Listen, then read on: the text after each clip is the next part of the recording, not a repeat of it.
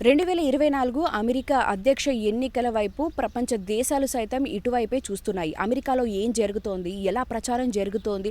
ఎవరు గెలిసే అవకాశాలు ఉన్నాయి? ఇలా ప్రపంచ దేశాలంతా కూడా ఆసక్తిగా ఎదురుచూస్తున్నారు. ఇలాంటి నేపథ్యంలోనే డెమోక్రటీస్ అందరూ కూడా బైడెన్‌కి సపోర్ట్ చేస్తూ, అలాగే రిపబ్లికన్స్ అందరూ కూడా ట్రంప్‌కు సపోర్ట్ చేస్తున్న విషయం అందరికీ తెలిసిందే. అయితే డెమోక్రటీస్ అందరూ కూడా బైడెన్‌కి బదులుగా మరొకరు ఎవరైనా ఎన్నికల్లో పోటీ చేస్తే బాగుంటుందని తమ అభిప్రాయాలని ఇప్పటికే వెల్లువెత్తుతున్నాయి. అయితే అందరూ కూడా బైడెన్ ఏదైతే చర్చలలో అలాగే మిగతా విషయాలలో తడబాటు చేస్తున్నారో ఆ తడబాటు వలన తన ఏజ్ విషయంలో కావచ్చు, అలాగే తన మెమొరీ పవర్‌కి సంబంధించి కూడా విమర్శలు హోరెత్తుతున్నాయనే చెప్పుకోవచ్చు. ఇలాంటి క్రమంలో మరొకసారి ఏదైతే బైడెన్ చేసిన వ్యాఖ్యలు మళ్ళీ చర్చనీయాంశంగా మారాయి. తను ఏదైతే కూడా తడబాటు పడుతున్నారో మళ్ళీ దానికి అద్దం పట్టే విధంగా బైడెన్ ప్రవర్తన ఉంది అని చెప్పి ఇప్పటికే విశ్లేషకులు చెప్తున్నారు.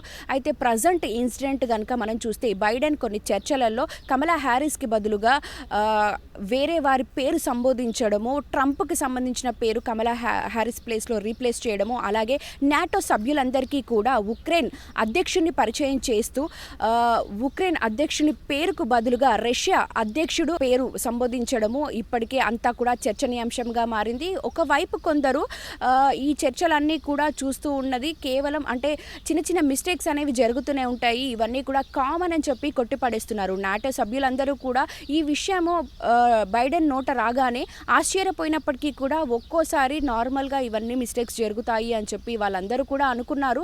అలాగే ఏదైతే ఉక్రెయిన్ అధ్యక్షుడు కూడా దీన్ని చాలా టేక్ ఇట్ ఈజీగా తీసుకున్నారని చెప్పుకోవచ్చు. చాలా సీరియస్గా ఏమీ తీసుకోలేదు. పేర్ల తడబాటు అనేది కామన్గా జరుగుతూ ఉంటుంది అని చెప్పి ఆయన కూడా దీన్ని సీరియస్గా తీసుకోలేదు. సో మొత్తానికైతే డెమోక్రటీస్ అందరూ కూడా ఇప్పటికే ఇంటా బయట అందరూ కూడా బైడెన్కి బదులుగా మరొకరు అధ్యక్ష ఎన్నికల్లో పోటీ చేస్తే బాగుంటుంది అని చెప్తున్న విషయానికి ఇదొక స్ట్రాంగ్ ఎవిడెన్స్గా మరొకసారి చర్చనీయాంశంగా డెమోక్రటీస్ అందరూ కూడా బైడెన్పై విమర్శలు చేసే విధంగా ఇవన్నీ కనబడుతున్నాయి. కాబట్టి మరి ఎలక్షన్స్కి మరికొద్ది నెలల సమయం మాత్రమే ఉంది కాబట్టి అందరూ దీన్ని ఎలా తీసుకుంటారు, డెమోక్రటీస్ సపోర్ట్ ఎలా ఉంటుంది బైడెన్కి అని చెప్పి అంతా కూడా చర్చ జరుగుతోంది. ఒకవైపు బైడెన్కి సంబంధించి డెమోక్రటీస్ చేస్తున్న విమర్శలంతా కూడా ట్రంప్కి చాలా పాజిటివ్గా ఓటింగ్ పెరిగే ఛాన్సెస్ ఎక్కువగా ఉన్నాయి అని చెప్పి విశ్లేషకులు చెప్తున్నారు. Sweety, New Jersey.